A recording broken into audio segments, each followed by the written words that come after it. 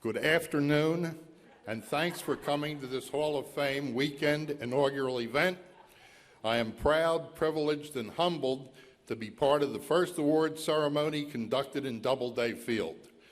Congratulations to Frick and O'Neill recipients Dave Van Horn and Roland Heeman. And like Terry Cashman, I'll be talking baseball and also newspapers. My first year on the baseball beat for the Philadelphia Daily News was 1966. The Connie Mack Stadium press corps included Evening Bulletin veteran Ray Kelly, Inquirer fixture Alan Lewis, and Trenton Times roadie Harold Bus Sate. All have been Spink Award recipients. It was one tough press box for a rookie to work in. Bus Sate might have been the most unique of the 62 Spink Award winners. Willie Mays was introduced to the minor leagues when Trenton Giants broadcaster, Bus Sate, picked him up at the train station. Years later, when the Phils were on the road, Bus would cover the Mets or Yankees. His newspaper didn't believe in airline, hotel, or meal expenses. The title of his biography might have been The Wayward Bus, 30 years of baseball writing on nothing a day. I'm grateful to the BBWA for hooking me up again with that diverse trio while I'm still upright. Better now than in extra innings, right, Terry? Casey Stengel once observed most men my age are now dead at the present time.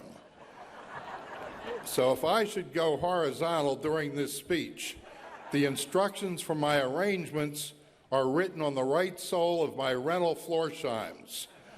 The French have a saying, plus ça change, plus c'est la même chose. The more things change, the more they remain the same. That seeming contradiction aptly describes baseball's turbulent 20th century. The Black Sox scandal drew a curtain of shame on the loosely regulated dead ball era and began a new dawn when Babe Ruth picked up the game's most important save. George Herman Ruth was more than a larger-than-life figure. He symbolized a feel-good America that swilled bootleg gin on the bubble of an economic catastrophe. Sounds kind of familiar. I missed Ruth, but either observed or covered almost all the game's main events since his 1948 passing.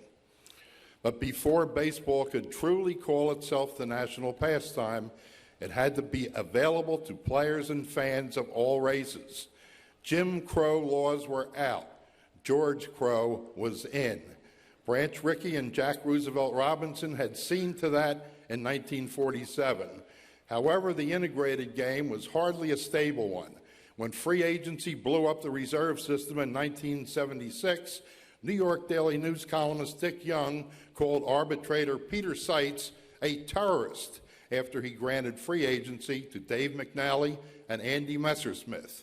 There were disruptive strikes. Only one league adopted the DH rule. A strike canceled the 1994 postseason.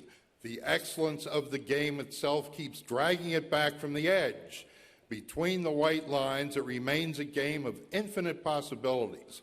Anything can and will unfold, from first pitch to last. It is why we watch. And those of us lucky enough to write about it will never, ever run out of storylines.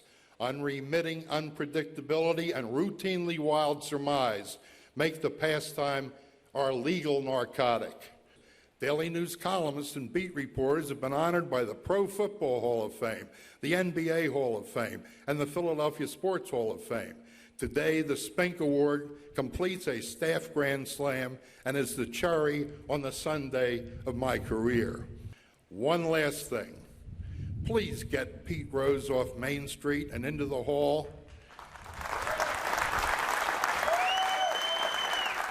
Keep the ban for the compulsive gambler we met in the Dowd report, but enshrine the guy who played with his hair on fire, the overachiever who lashed those 4,256 hits. Commissioner Seelig, tear down that ban. I'm out. Thanks to the Hall of Fame Committee and the town of Cooperstown for this wonderful day and for tomorrow's main event induction of Robbie Alomar, Bert Blyleven, and Pat Gillick. And you can forget about the shoes bar can. I'm still standing in them.